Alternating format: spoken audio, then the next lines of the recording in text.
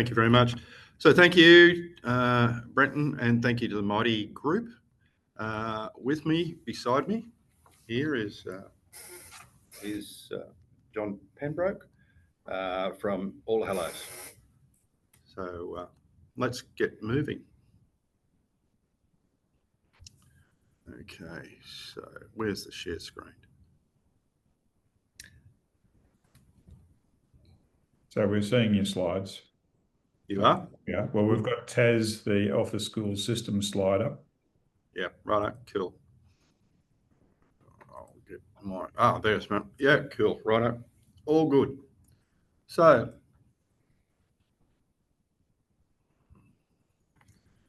I'm trying to get to. You'll need to swap to that screen. There we go. Yeah. Okay. There we are. Right, beautiful. So let's get underway. So quick introductions, which we did. What we'll be covering off is the why for TASS and what is TASS. We're then going to cover up All Hallows journey, give you a customer perspective. Then I'll cover off at the back end around key areas for consideration, and then we'll have Q&A. So hopefully that delivers on the agenda that you were asked, or we were asked to deliver for. Okay. We really enjoy using TASS. It's a key part of our software ecosystem, and we're excited to find out what's coming up. We've been a TASS school for 10 years or so. You've been very accommodating and supportive in hearing what we need as a school, and then working with us to try and make sure that we're in a position to put that into fruition. We had great support from Wendy at TASS, who came out, helped implement and set up the system, guide us through the billing process, and just making sure everything was set up correct. This transformation has been made possible through the dedicated support and expertise of TASS's professional services, customer success, software development, and product teams. Their collaborative approach ensured that Kingsway's unique needs were met with tailored solutions and ongoing guidance. But I'm encouraged how TASS have really come through and going, this is what we're needing. They're really listening to us as customers. And it's not just a delay, it's actually happening. And we can see, oh my gosh, they're actually working on it. The Orbit mobile app is sensational. The platform provides communication flexibility for our school community. So I think it's important that you heard from our customers and why they chose TASS. You'll hear a bit in more detail from John shortly. But our purposes really grounds us in what we do. We really believe that a quality education sets children apart and gives them a greater opportunity for success in life. This drives us to create innovative and reliable technology solutions that support schools, enabling schools to entrust the operational aspects, enabling them to focus more on student life cycle and educational outcomes.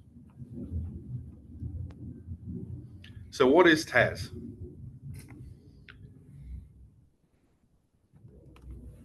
TASS is the market-leading software solution for independent schools in Australia. This is not a statement we make lightly. We have over 400 or in excess of 425 deployments within the defined 1,301 independent schools in Australia. We're very proud to hold that leadership record and understand what it entails in terms of future engagement.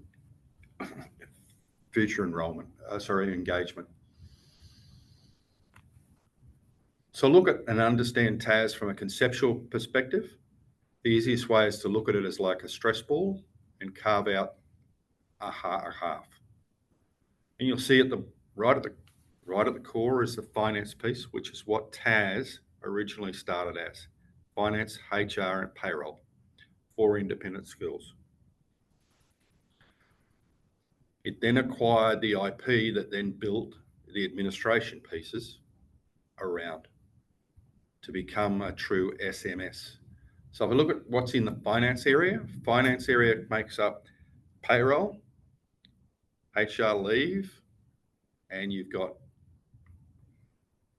full finance capability, GL, asset management,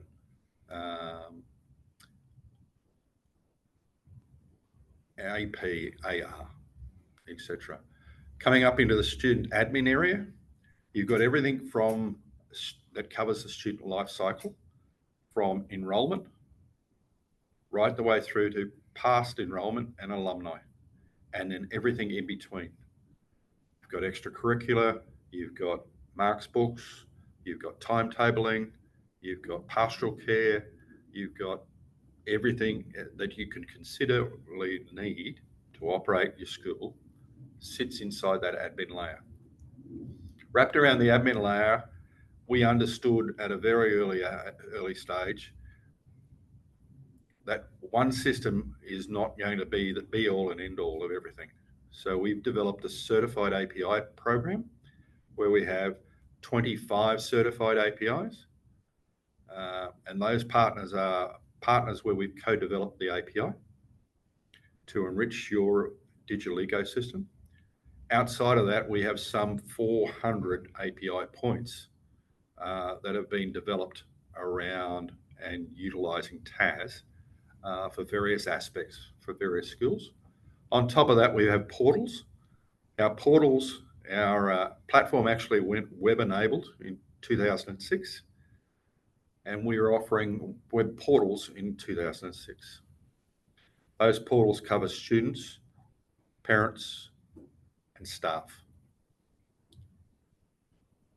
Recently, we've driven Orbit, which is our native mobile app platforms that sit across parent and staff.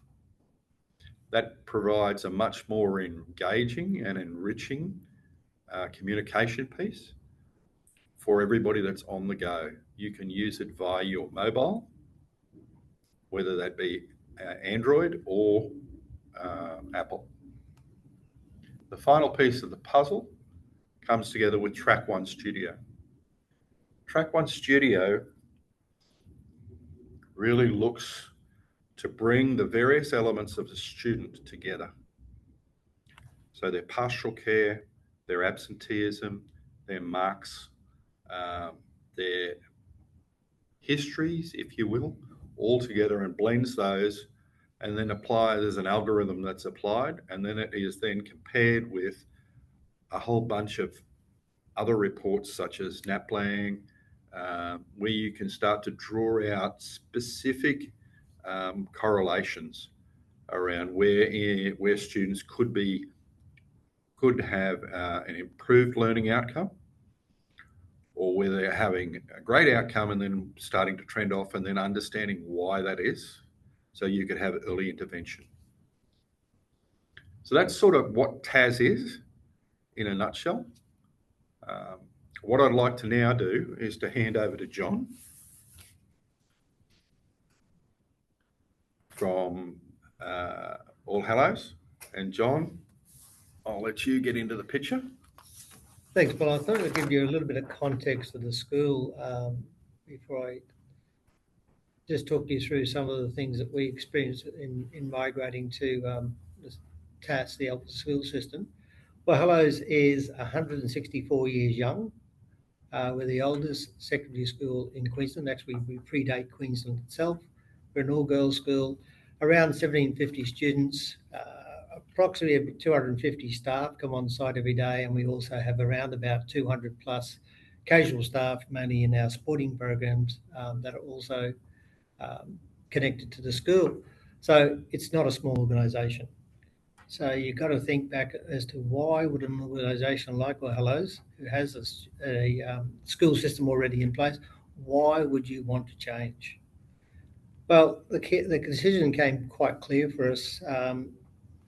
Our current supplier at that time was a client server-based application. It was not progressing to integrating well with any other system that we were looking to take on, and we had a large number of systems that connected to us. So my IT team spent more and more time building the bits in the middle, what we call the BIMs, the bits in the middle to make our current system work with these more modern API-based systems. We recognised we couldn't, that's not sustainable going forward. So it became a very clear decision for the school, we need to change. We identified a change window that we could possibly get this done in. And so our process of starting to address how do you actually even go about this change. I have a couple of steering groups that work with me in terms of managing the IT structure and systems within the school. One is the strategic advisory group and the other one's our school information systems group. Both of those groups came together to form an overarching group that I reported to in terms of getting the program rolling. And that really required the group to sit down and say, well, what do we want out of a school administration system? What are our current pain points? And it came down pretty much to about 2 or 3 different pain points that we really wanted to address. One was a performance issue. The client server-based application was slow, clunky, difficult to access, particularly off-site for a lot of our teaching staff who did a lot of marking and reporting off-site. We wanted something that integrated well with the systems we're currently using, or that we could potentially take on to leverage the needs of the school. Our current provider, couldn't see the school progressing. So the other reason why is that we wanted to continue to grow our systems and better provide services to our audiences. Our audience we considered were our parents, our students, and our staff. So they were the key 3 audiences we addressed. So to get the ball rolling, we did a literature search. We did a schools audit. We rang over and spoke to over 50 schools across Australia about what they were using, why they were using it. And what we established in that is that about 70% of the school market in Southeast Queensland, independent school market in Southeast Queensland, was using TASS and a number of other products. So across that schools audit, we were able to gather together pretty much every student administration system that was being used across Australia. And we also looked at a couple across the international boundaries. One thing the steering committees wanted more than anything is they didn't want to have a product that didn't have a good user base or a good support structure. We had been coming from a world of we were the only user of their product in the state. In terms of a support mechanism, it all came out of Melbourne, and it was a ticketing system, and we found that response times were getting longer and longer and longer. So that customer support was a key element in what we were looking for in a school administration system. Once we'd narrowed it down to 3 basic systems, we obviously did product demonstrations. We did matrix maps to make sure that this module was available in any system we took on. And it certainly came down to essentially 2 systems. And we decided in the end to go with TASS, mainly because it was cloud-based. It integrated the best with all the systems that we were currently using or looking at taking on. And it looked like it was going to deliver the performance that we wanted and the accessibility that we wanted because it was web-based, which means that the requirements on providing that access to all of our audiences was a minimal impact upon my IT team. As long as single sign-on worked, pretty much anybody could actually access those systems. That's how we got to that process. There's obviously more steps along the way, Paul, but essentially they were the larger chunks.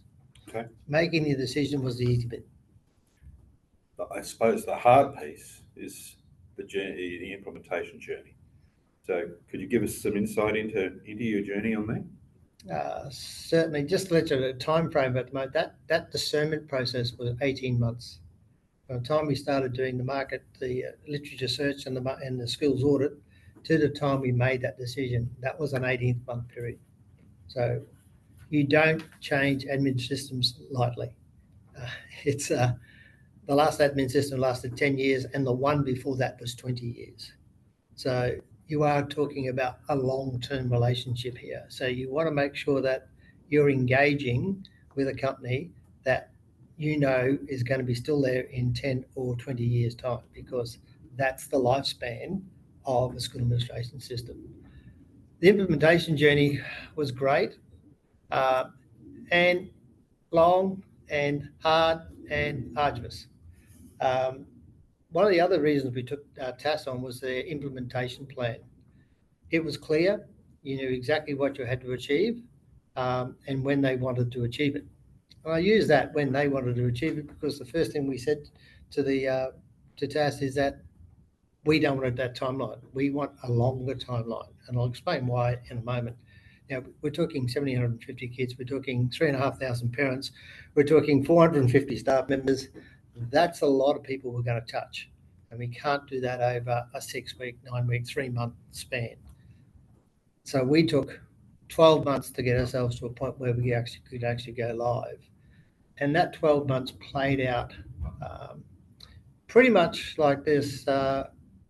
Once we made a decision, it was everybody looking around the room saying, well, who's going to lead the project? I took it to my IT team, and none of my IT team members were interested in leading the project. So that fell back to me. And that became a crucial decision because I then went back to the leadership team on which I sit. And I said, look, for us to achieve our goals in implementing the system, we're going to need some resources so that we can do that. Now, we could have brought external resources in, but that wasn't going to work because it's about the relationships you have with all the working groups within your system. So I was stepped aside from my leadership role of leading the IT team, and I was able to then also reallocate some jobs to my IT team so that effectively I had about 2 full-time people working on it, myself, plus bits of 3 other positions, which gave me the resources to be able to look at how we're going to roll this out. Some of the key decisions we made along the way, Paul, were around engaging TASS to say, look, we want to roll it out this way. TASS were very accommodating, saying, we don't normally do it this way. I said, well, we're going to have to do it this way because this is the only way we're going to manage it. So they were flexed on their timeline. We did multiple data migrations. Recommendation was 2. We did 4. And luckily we did 4. And we only got the last one about 98% right, but it was better than some of the others where we're only down around the 50 to 75%. Having multiple data migrations did 2 things. Allowed us to understand how TASS worked. So in that 12 months prior to going live, we really pulled TASS apart for the school. We front-loaded all the training into a couple of key people. Obviously, student administration is a key element of TASS, finance, and also my IT group. We front-loaded that, so we already had people with expertise working with TASS before we went live, knowing that they were working with our own data. And learning in context or training in context was a crucial element of our successful rollout of TASS through the last 18 months. We haven't quite rolled it out, to tell you the truth. I wouldn't say we've signed the project off, even though we're 18 months in. We're just coming up to our second cycle of semester 1 reporting. So we've still got a little way to go yet before we can say, yep, TASS is effective within the school. That front-loading of training, being flexible in time, multiple data migrations were certainly key elements of our process. The 12-month allowed us to engage with every single group in the school and say, this is what it's going to look like for you when you go live. We brought them in for training sessions.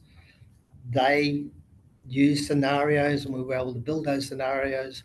And so they felt comfortable when we went live. Teaching staff were particularly interesting. How do you train 140 teachers, 40 plus teachers? So we ran multiple sessions in term 3 PD days and in term 4, and we did a parallel role marking exercise in term 4. So that when they started school the next year, they already knew how to access staff kiosks, how to mark their role, and what the expectations were. The importance of doing that, set expectations that, hey, does this new system meet our performance goal? And every single staff member said, yeah, it's quick compared to what we were using. Is it a fresh look to what we're doing? Yes, it is. Is it appealing? Yes, it is. So we were able to overcome a lot of those change barriers you meet by bringing people in gradually and providing them time to think about, okay, what's my role in this? Because we said to them on day one, we are only delivering student administration, and we promise you we can collect money and pay our bills. So that's what we delivered day one. And then we had a whole schedule about when all the other modules were going to be delivered across that first year. Okay, obviously mark books and accurate reporting were the next cabs off the rank. And we have a whole implementation plan that we clearly articulated to our staff. We regularly sent them a chart that shows you we're tick, tick, tick, tick. We're along, this is where we are on the journey. So they were very clear about what's being delivered, when it's going to be delivered, and how it's going to reflect that. Okay. Sounds great. Just conscious of time. Oh, sorry. No, you're right. Brandon, can you give me a time check, please? Yeah, sure. You've got through to 11:35. Oh, I got through to 11:35. Beautiful. Yes. And that includes the 10 minutes Q&A. That the Q&A would be a part of that, yes. Yeah, okay, cool. Right. What does the future look like for both organisations? Yeah, we're just ideating on that at the moment. We have engaged. We see the mobile nature of access to school systems are a really important way forward. We've been dealing with handheld devices since 2004, so we understand the importance of getting things to the things that people are using in their hands. So the Orbit series of apps are very interesting to us. We've already got Staff Orbit out there, which is providing some access that we need to our remote workers in particular, particularly our sporting coaches, but also our on-site staff. More and more staff are taking that up as a way. So for us, the way forward is mobile. The staff app, it is a step in the right direction. It's still got a fair bit of work to do on it. Staff kiosk, when you look at it on the phone, is okay. It's mobile responsive in the sense that it just layers things down the page, which is okay. Not world shattering, not world beating at the moment, but we can see that there's a pathway forward there, which is great. We are engaging in looking at the parent app.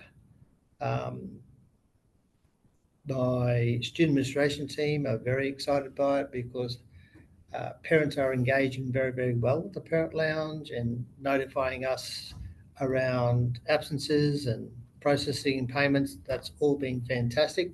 It's allowed us to carve off 3 or 4 systems that we were using to deliver all of that. So there was cost savings came back from the school for that because we were able to carve those systems off, and we continue to lop off systems along the way, by the way. The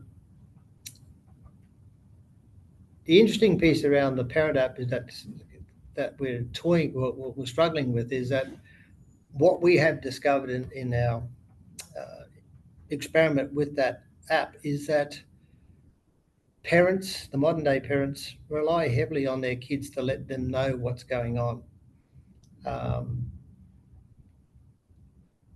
That notification piece that our current third-party app delivers is available both to parents and students.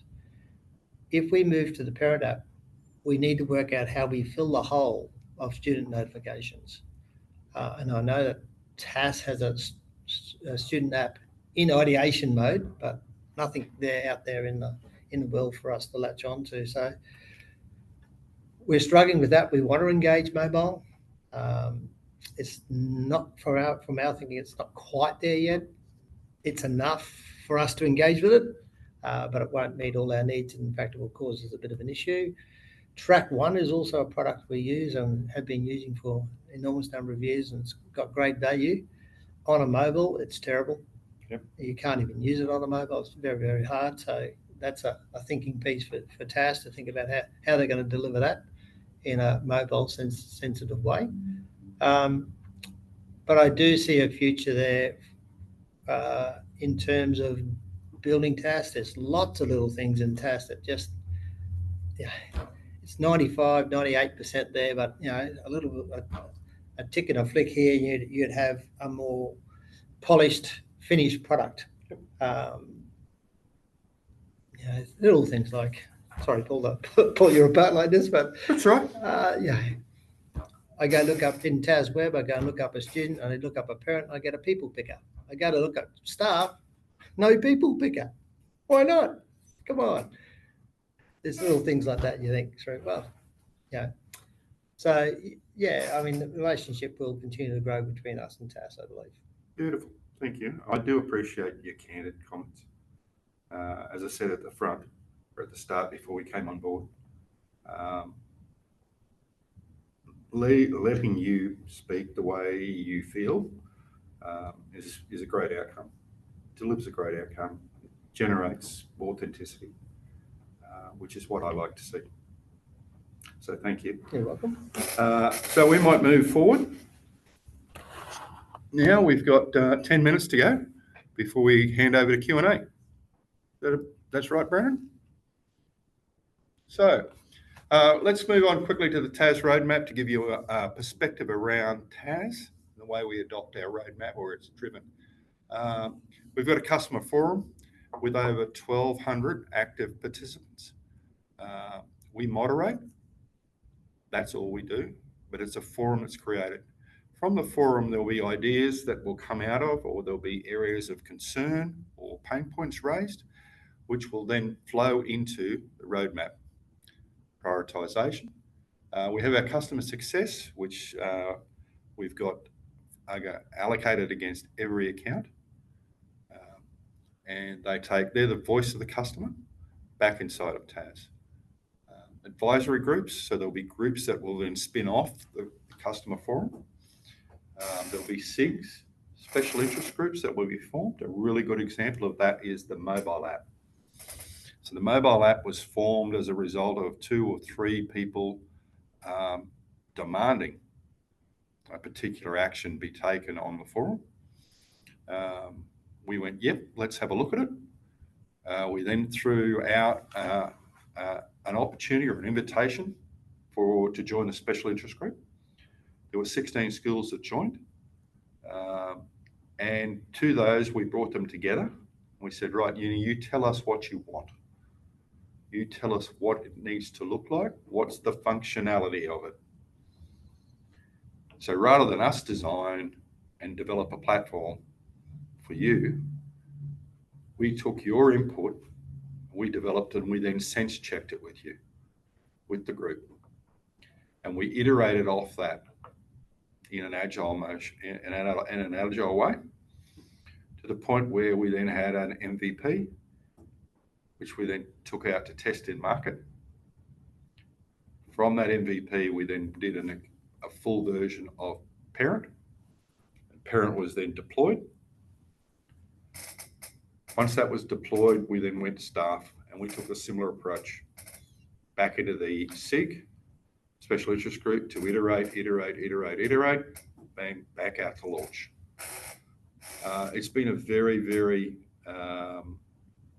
good way to actually to have development initiatives driven from the customer base. We have customer sponsored initiatives. This will be where customers will come to us and go, I want this particular initiative. And we'll go, yeah, but you're the only one out of the customers that want it. and they'll go, we can't wait. So one of this was a school in Sydney who then came up and said, well, we want this done now. So we did. And it deployed, it worked, and off it's gone. Now that's become now available for everybody else if they choose to head down that particular path. Then there's the natural evolution. The other key thing around our roadmap is that we have monthly releases. Now, when I say monthly, February to November. They are 10 releases a year. They are small releases in that way. They are released with release notes that are written in technical language and then simple English. We are moving to a point now where we will be having videos to accompany the benefit behind the development change or incremental development piece that's been driven. So let me just quickly get through this. This should be nice and simple. We talk about development. I'm not going to read it all, but from an implementation perspective, our approach is we run initial workshops, we define the scope, we can run project steering committees, but essentially we're flexible and adaptable, and we've been doing this for a long time. You can see on the right-hand side, the proof points actually underpin in excess of 425 deployments. Students range from 16 in school size up to 5,000. So we don't take a one size fits all. Multi-campus to single schools. Last year we onboarded 24 new schools, and we're just continuing to grow. So far this year we've signed 13 new schools. So there has to be a reason why TAS continues to grow, as it's been around now for 37 years. We offer on-prem or cloud, but what we're finding now is more and more cloud is the option.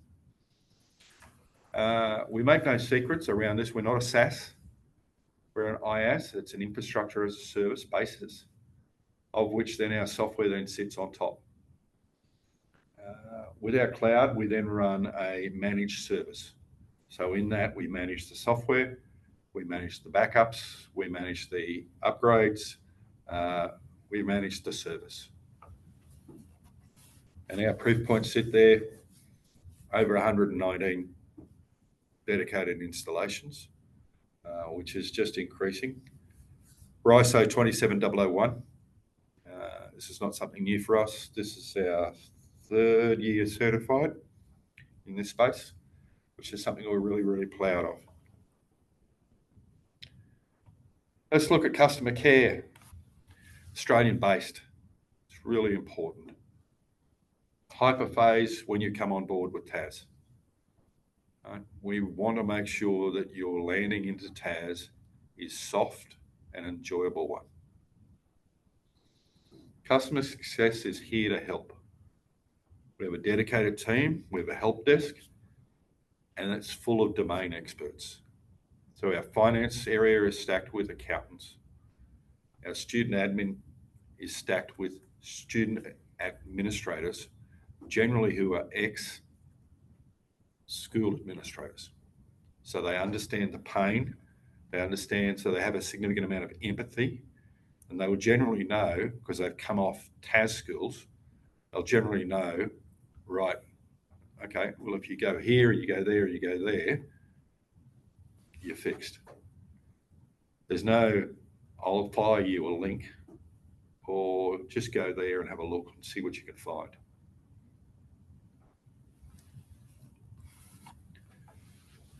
Our resources from a resource perspective are varied. We've got a customer hub, customer knowledge base. We've got videos on various aspects of TAS, both from a training and onboarding perspective. So if you've got new staff coming on board, you can point them straight there.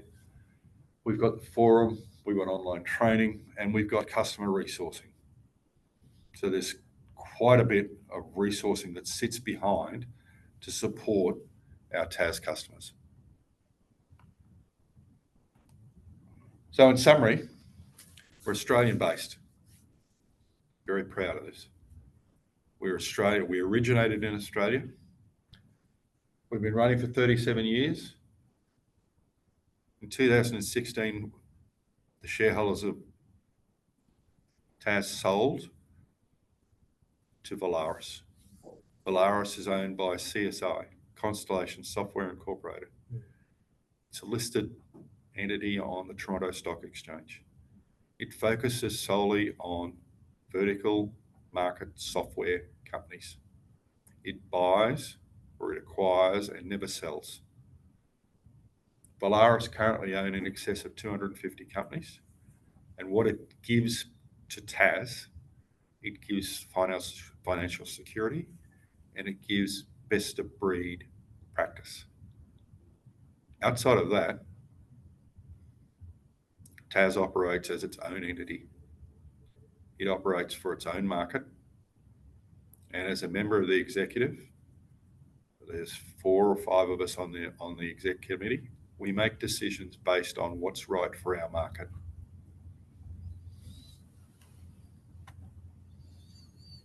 Key criteria which we hope that organisations look at us to do or judge us by is the experience that we have in the market, our capability and our continuity, our prior experience and our delivery.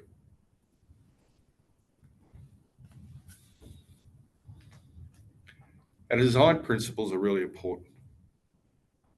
Fit for purpose and secure, we designed our whole platform around independent schools. We only sell into independent schools. This is the only sector that we operate in. We don't operate in the adjacents or the publics. It's not for us. It's not where we want to play. Ours is a user experience base. It's an end-to-end platform. It's scalable and it's cloud first. And we adapt versus adopt. So with that, I'd like to close and say thank you. I hope I'm on time. You are, Paul. Very, very impressive. You're right on time to the second, effectively. So thank you, Paul, and thank you, John. And we do have some questions coming in there. I don't know if you're able to see them, or would you like me to read them out for you? I've just got to go and work out where to get them. Oh, well, the first, I'll save you that time. So the first one is, does TAS have a single record per person? That is, one identifier with different roles, such as parents, staff, and alumni. So we have one record that's created at the entry of a student. And that record goes right the way through the student lifestyle. It's then retired into the past student. And when that past student becomes a parent and wants to send their child along, right?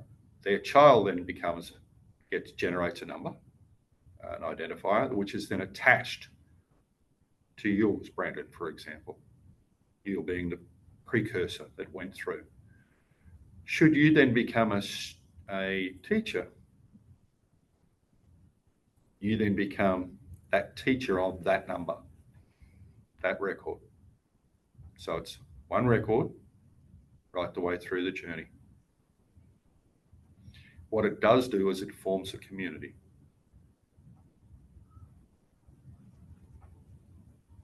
That's great. There was a question around, I guess, a live demonstration of TAS. That's clearly we don't have time for that today, but Jason, who's asked that question, he might be somebody that you wish to get in contact with to provide that. He's asked another question, and that is, do you have support teams around the world to answer out of hours support tickets? No, not at this stage. Okay. If anyone else has any other questions, they can add them into the Q&A. I'll ask my standard questions. I think I'm going to be asking all day. It's around data governance, and that is around the retention and disposal of information. With our school, we'd like to adhere to a retention and disposal schedule for information. And when a child has left the school, we want to retain a certain amount of information, but not the rest of it. And so is there a way to do that easily with TAS? Are you able to tag information and put dates on it for it to be retained and disposed? Oh, sorry, not to retain, I suppose, but to dispose of it? That's something that we're looking at the moment, Brandon. So no, not at the moment. But it is something that we are having to look at. And it will depend upon that point of entry where you go, or that point where you go, yes, this is the way we're going to look to do it. And then how feasible is it to go backwards? Because it's easy to go forward once you've got the mechanism in place to do what needs to be done. So then how do you apply that mechanism retrospectively? Mm-hmm. So those two elements are currently being worked through. Mm-hmm. And I would expect that we will have an answer for that in about 2 to 3 months. Okay. Can you tell me about the auditing within the, and if those on the call are bored with my questions, please add your own into the Q&A. Can you tell me about the auditing of changes within the system? So somebody makes a change, later on you're wanting to look back to see who made that change, where and when. Have you got that ability across the whole system? Absolutely. That's one of the great things about TAS from an auditability perspective. You have the ability to sit and go down at a granular level. So you could go down and say, and we often get asked around communications, for example. Right? Communications, there'll be a court order that'll come in and say, we need the communications logs, audits to understand whether this particular parent's been advised of this. Right? So we can get right down to the granular level there in audits. So we can do that at a student level, at a comms level, at a staff level, and we can do the audits on a fiscal perspective as well. Just give me a bit of background information on the security model, on the way the roles work, and what you can lock people down to and prevent people from doing. Clearly, we're all here to get a job done, but we're from the dark days of ICT where everybody had access to everything all the time, and we now know that you can't quite do that privacy-wise. And so can you comment on if we're setting up TAS in our school, how we can lock people down and even potentially prevent things like running of reports or exporting of CSV files, that sort of thing. Is that possible? Yes. So firstly, it's very much dependent upon what the school wants in terms of its security structures. We can then adapt that into the platform. So our security aspect or our security access is very, very granular. So it can be done by role, it can be done by function, it can be done by a number of different ways. John, how have you done it with All Hallows? We've created something quite unique at All Hallows. We've created roles within the school. As you know, your head of department, your head of year. That role drives as to what you can access in staff kiosk and TAS Web. So when you log in, we look at who you are, and then we have a large number of internal roles in the system. For instance, you may be a student viewer, which means you can view certain aspects of the student record, not the full record.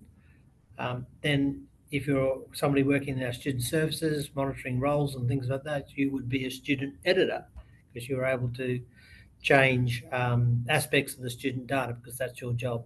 So depending on what your role in the school is, what your job in the school is, we set up a security profile that is applied every time you log in. So It's dynamic, and we use our identity management system to pump that into TASS.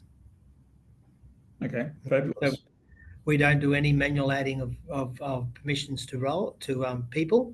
We add permissions to roles. So if you move into that role, you'll get that set of permissions. Yeah, good. The only way to do it. Perfect answer. Thank you. Gents, I don't have any more questions for the time being. I know we've got Carl in the waiting area there for the next presentation. So I'd like to thank you very much for taking part, and thank you very much for your time today. And you don't get a loud round of applause here, but I'm sure everybody is applauding you. Thank you very much, Paul, and thank you very much, John. Thanks for the invitation, Brenton. Really appreciate it.